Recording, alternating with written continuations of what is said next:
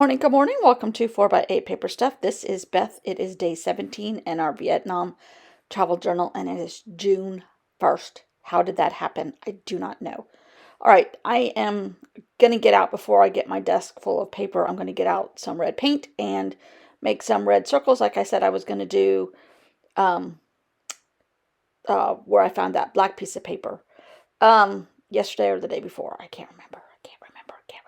Brain dead, brain dead, brain dead. Don't tell anybody.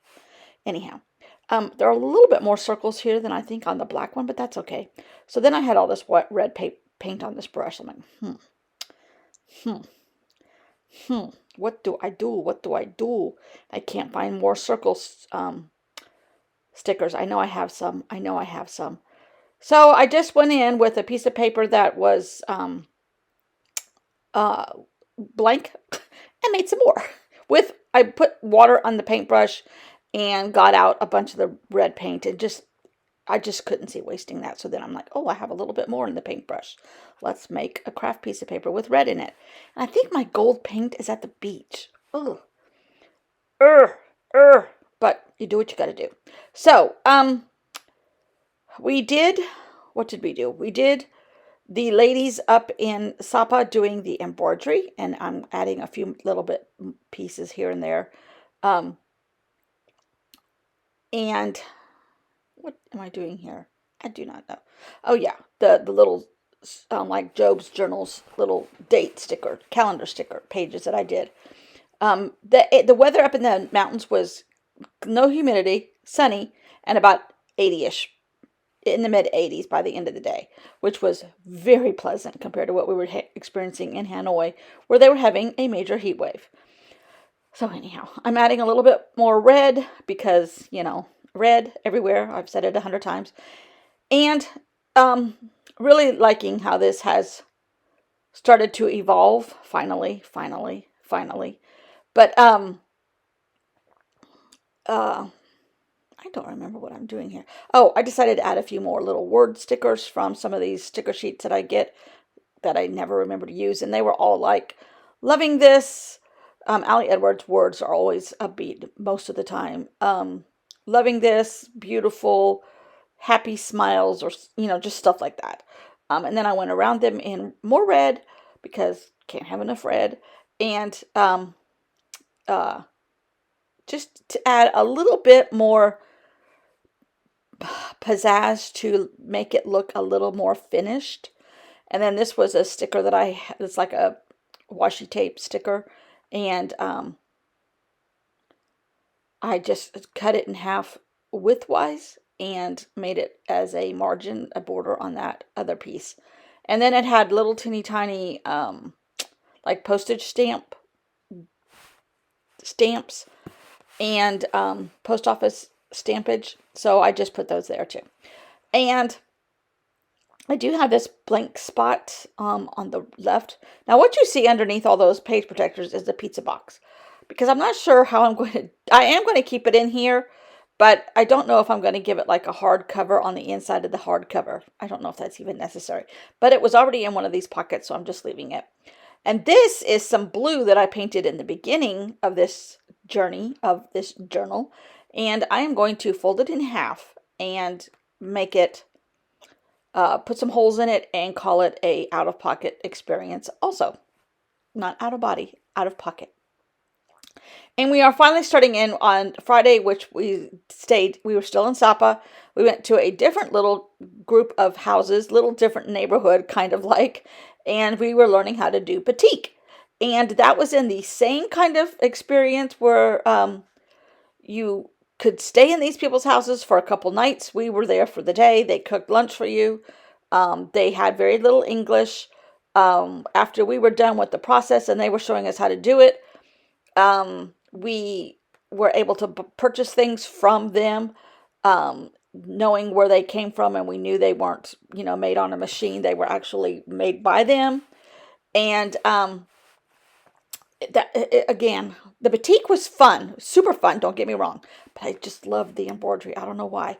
That group of ladies we had up in, with the embroidery were just spectacular. These ladies were very nice, very helpful. it was a lot easier process. So the amount of English translation necessary was not as critical. We could tell, like, you dripped they had just these little teeny tiny um, open fires that had bowls sitting in the coals, and that was the wax.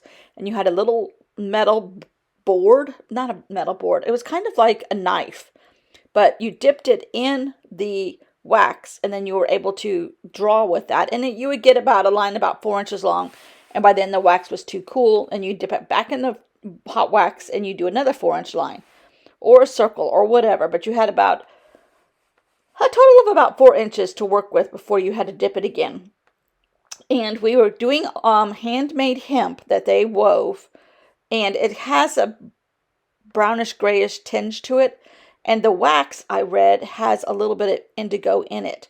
So not very visible, but when you dye the entire piece in indigo, it shows up as a really grayish blue color, the wax resist area. And it was awesome.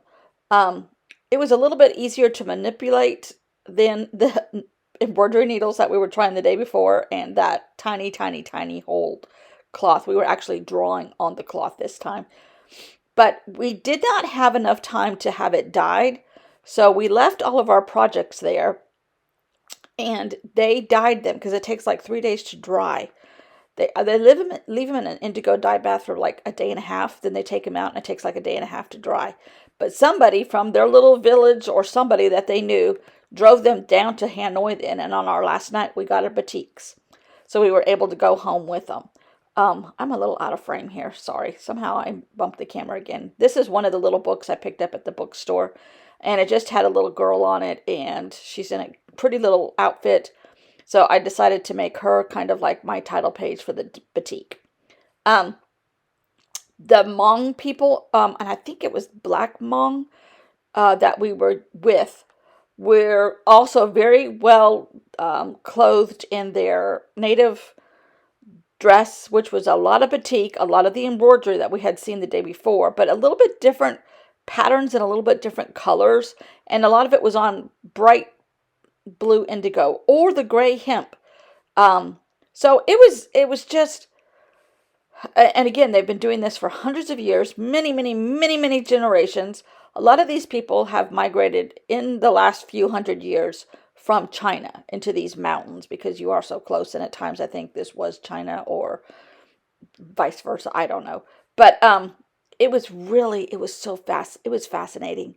And their little tools, they had stamps that they had made, and they looked like they were out of some kind of root that had dried, and then they carved in the stamp at the base of the bulb of a root. It's almost like bok choy, but it was hard. And they carved into that, and then you would put that in the wax, and then stamp onto your fabric. I think I did do a stamp or two. My fabric did not turn out very well at all, but I was trying to mimic like quilt stitching. And who knows if I did it right, I don't know. But it was fun, and I thoroughly, thoroughly enjoyed again this day.